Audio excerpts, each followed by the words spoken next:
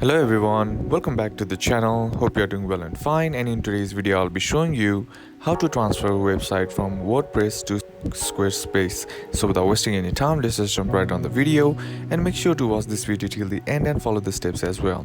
Now the first thing that you need to do is head over to your browser and then head over to WordPress website.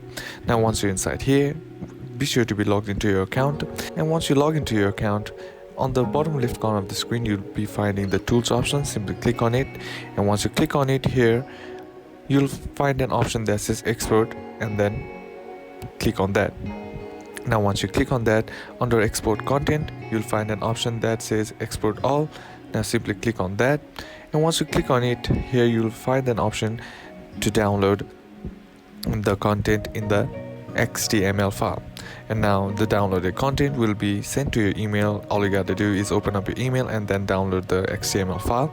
And once that's done, what you need to do is head over to Squarespace website.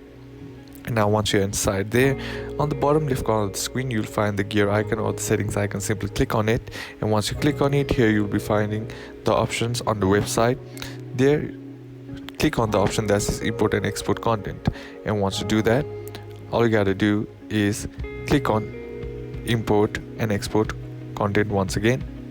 And once you do that here, you'll be redirected to the import and export content. All you gotta do is click on import, and once you click on import here, you'll be finding the option of the WordPress. Simply click on that, and once you click on that here, you'll find two options. Simply click on advanced and then scroll down, and then all you gotta do is upload the XML file and then type on begin export, and that's basically how to do it. And that's it for today's video, guys. Hope this video was useful to you. Leave a like if it did, comment down below what the next video should be on, consider subbing to the channel. Thanks for watching.